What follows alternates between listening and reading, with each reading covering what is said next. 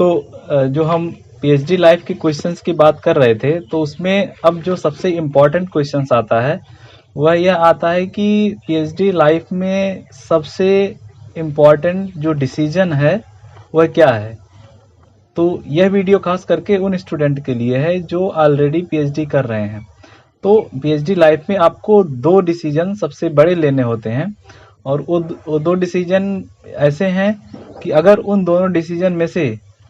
आपने एक भी डिसीजन ठीक से नहीं लिया तो आपकी ना तो पीएचडी का पूरा ड्यूरेशन अच्छे से जाएगा और ना तो आप पीएचडी ठीक ठाक कर पाएंगे। उसमें से पहला है कि आपका पीएचडी जिस भी एरिया में कर रहे हैं, पीएचडी रिसर्च एरिया जो है, और दूसरा उसमें है आपका जो थीसिस एडवाइजर है वह दूसरा चीज़ है। तो अगर आपका टॉपिक पीएचडी का जो एरिया है वह ठीक से नहीं सिलेक्ट होता है तब भी प्रॉब्लम है, और अगर आपका जो पीएचडी थीसिस का सुपरवाइजर जो भी है, जो जिस भी प्रोफेसर को आपने अपना सुपरवाइजर एडवाइजर के रूप में चूज किया है, अगर वो भी सही नहीं है तब भी आपकी लाइफ बहुत ही मुश्किल से गुजरेगी। मैंने कई सारे लोगों का ऐसे एग्जाम्पल देखा है जिन्होंने इन दोनों में से कोई एक गलती कर दी। उन्होंने थीसिस एडवाइजर का सिलेक्शन तो ठीक ठाक कर लिया,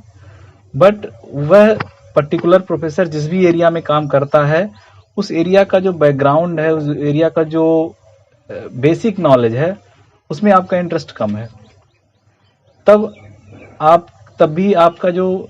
करिकुलम है, जो आपकी जो एक्टिविटी है उस रिसर्च के हर एक पॉइंट को लेकर के, वह आप काफ़ी समझ नहीं पाएंगे, और जब आप समझ नहीं पाएंगे तो यह प्रॉब्लम आपके साथ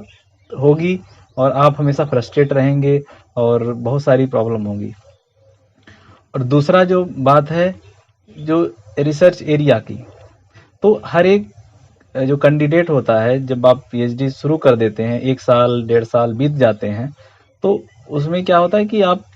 एक ही पर्टिकुलर डिसिप्लिन में बहुत सारे रिसर्च एरिया होते हैं, बहुत सारे टॉपिक होते हैं जिसमें हम अच्छा रिसर्च कर सकते हैं। अब उस टॉपिक के लिए एक बैकग्राउंड की ज़रूरत होती है, और वह बैकग्राउंड ऐसा होता है कि उस पर्टिकुलर बैकग्राउंड के पीछे भी बैकग्राउंड होता है। जैसे जो आपकी जो स्कूलिंग हुई है, आपका जो मैथमेटिक्स की अंडरस्टैंडिंग है, आपकी जो फिजिक्स की अंडरस्टैंडिंग है, यह ज़रूरी है। तो अगर मान लीजिए आपने जो भी रिसर्च लिया, आपको जैसे कोडिंग वगैरह की ज़रूरत पड़ रही है, वह उसमें आपको ठीक ठाक नहीं आता है, आप एक्सपेरिमेंटल चीज़ें आपको ज़्यादा आती हैं, और आप सिमुलेशन या जो मैथमेटिकल या कोडिंग वाली चीज़ें आपको थोड़ा सा कम इंटरेस्ट आती हैं। तो अब आपको जो चीज़ें नहीं आती वही आपने सेलेक्ट कर लिया, तब भी आपकी लाइफ मुश्किलों से भर जाएगी। तो इसमें ओवरऑल मेरी एडवाइस यही रहेगी कि अगर आप पीएचडी जर्नी शुरू कर दिए हैं, आपके 1 सेमेस्टर या 1 साल बीत गए हैं, तो आप इन दोनों पर ज़रूर थोड़ा सा समय बिताइए। एक तो जो किस एरिया में आपको रिसर्च करना है, दूसरा आपका जो थीसिस एडवाइजर है वह किस टाइप कैसा है, क्योंकि उसकी रिसर्च एरिया क्या है, क्या आपको जो सूट करता है वह है कि नहीं है। ये दोनों चीज़ें, चाहे सिलेक्शन ऑफ थीसिस टॉपिक या सिलेक्शन ऑफ थीसिस एडवाइजर, दोनों एक साइकिल के 2 पहिए हैं। अगर टॉपिक गलत हुआ तब भी साइकिल रुकेगी, और अगर थीसिस एडवाइजर सिलेक्शन गड़बड़ हुआ तब भी साइकिल रुकेगी। और पीएचडी की साइकिल को अगर मुकाम तक पहुंचाना है तो इसको ठीक ठाक सिलेक्ट करना ही पड़ेगा, बाकी सब आपके ऊपर है।